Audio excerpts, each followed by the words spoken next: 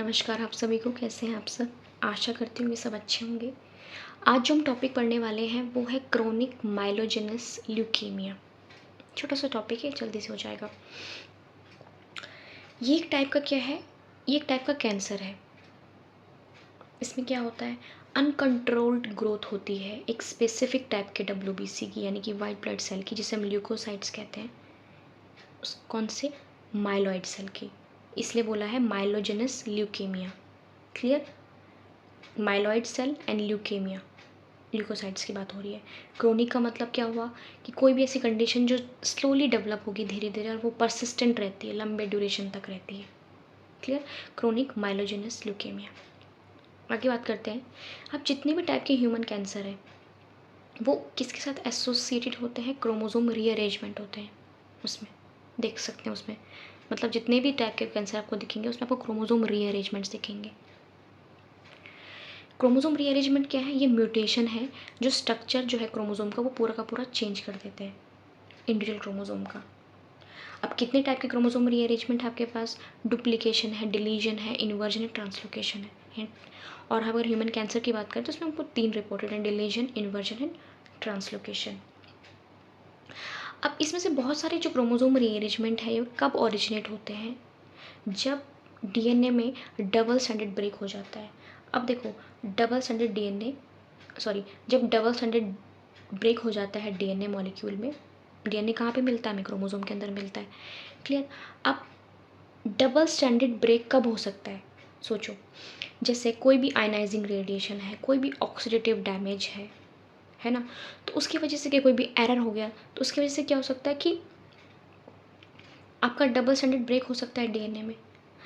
अब DNA में break हुआ है तो उससे सेल डेथ हो सकती है ना। तो ऑर्गेनिज्म के पास कुछ ना कुछ मैकेनिज्म तो होगा उसको रिपेयर करने के लिए, इसलिए हमारे पास रिपेयर मैकेनिज्म भी है ना। अगर 2 एंड्स करेक्टली ज्वाइन कर लिए उन्होंने, मतलब यहाँ पे ब्रेक हुआ, ठीक है, यहाँ पे ब्रेक हुआ करेक्टली, दोबारा से उन्होंने रिपेयर भी कर दिया उसको, ठीक है, तो ओरिजिनल क्रोमोसोम का रीस्टोर हो जाएगा और कोई भी क्रोमोसोम रीअरेंजमेंट हुआ ही नहीं फिर तो। यहाँ पे टूटा था और वैसा ही जुड़ गया तो कोई भी क्रोमोसोम रीअरेंजमेंट नहीं हुआ। जैसे ABC था यहाँ पे ब्रेक हुआ और दोबारा से उन्होंने ABC ही जोड़ दिया।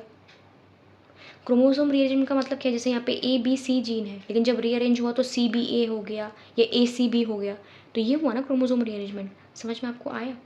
तो वही बोला है कि कई बार क्या होता है कि रॉन्ग एंड्स कनेक्ट हो जाते हैं जिससे क्रोमोसोम रीअरेंजमेंट हो सकते हैं। तो वो डिलीशन भी हो सकता है, वो इन्वर्जन भी हो सकता है और ट्रांसलोकेशन भी हो सकता है। डिलीशन में क्या कि पूरा का पूरा सेगमेंट है जो जीन, मतलब ये जो सेगमेंट है क्रोमोसोम का, डिलीट हो जाता है। अब कोई इंपॉर्टेंट जीन है वो डिलीट हो गया यहाँ से, डिलीशन में तो ये हुआ। अब इन्वर्जन में क्या है कि आपका कोई सेगमेंट है क्रोमोसोम का, यहाँ पे ये पूरा का पूरा इन्वर्ट हो गया, यहाँ से ब्रेक हुआ, पूरा का पूरा इन्वर्ट हुआ 180 डिग्री और दोबारा से उसी क्रोमोसोम में आके अटैच हो गया, इन्वर्जन। और ट्रांसलोकेशन में क्या होता है, आपका सेगमेंट ऑफ क्रोमोसोम है यहाँ पे, ये नॉन होमोलोगस क्रोमोसोम, मतलब दूसरे क्रोमोसोम पे जाकर अटैच हो गया, मतलब एक्सचेंज हो गया, एक तरीके से एक्सचेंज ऑफ जेनेटिक मटेरियल। इसका पार्ट यहाँ पे अटैच हो गया, इसका यहाँ पे अटैच हो गया। Clear, okay. ये सब थ्योरी पार्ट पोर्शन है, अगर आपको लिखना हो तो आप लिख सकते हैं। क्लियर, मैं आगे बढ़ती हूँ। जो मेन इंपॉर्टेंट चीज़ है तो इन्वर्जन और ट्रांसलोकेशन है, it contribute to cancer in several ways. कैसे कर सकता है, बहुत तरीके से कंट्रीब्यूट कर सकता है कैंसर को ये। जैसे कि ये ब्रेक्स ला सकता है, it can cause break in jeans.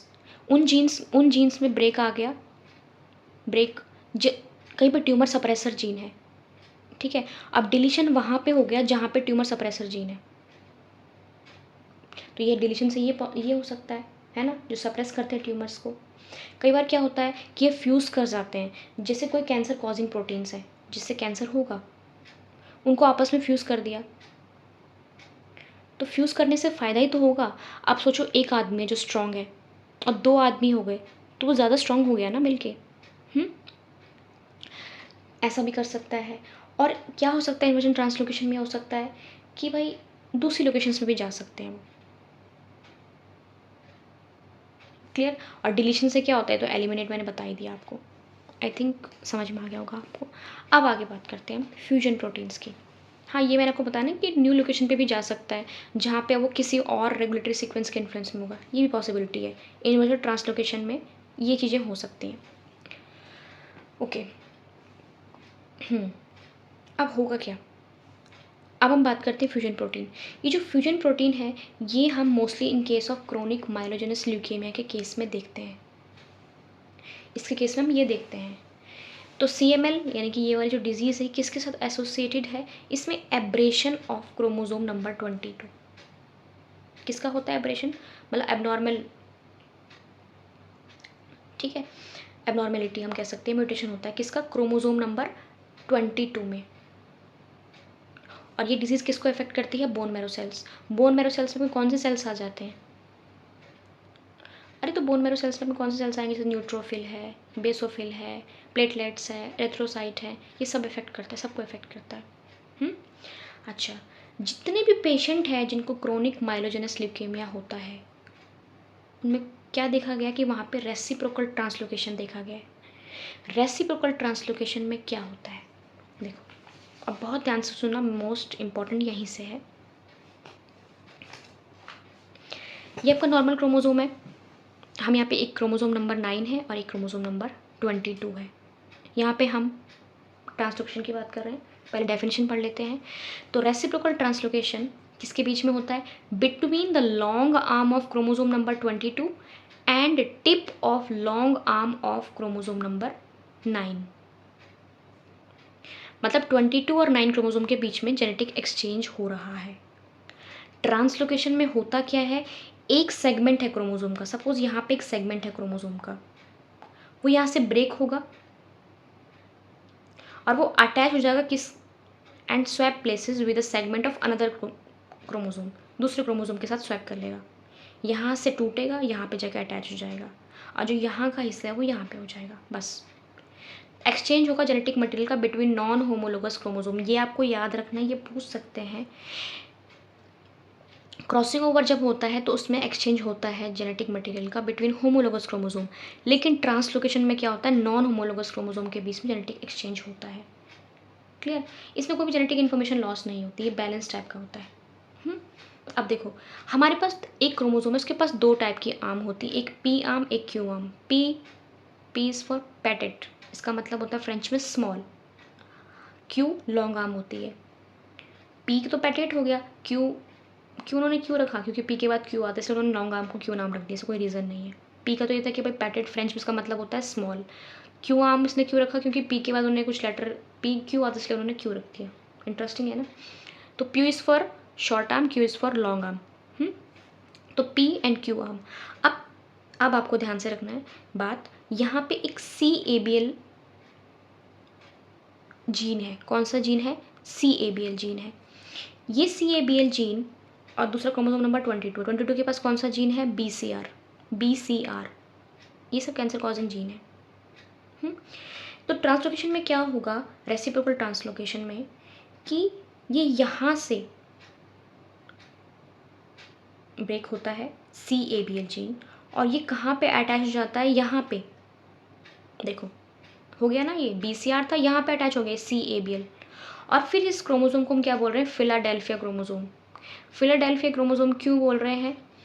Philadelphia chromosome इसलिए बोल रहे हैं क्योंकि ये सबसे पहले डिस्कवर किया था फिलाडेल्फिया में, रीज़न ये है। तो ये फिलाडेल्फियल ट्रांसलोकेशन भी आ सकता है, आपको ऐसे आ सकता है ना?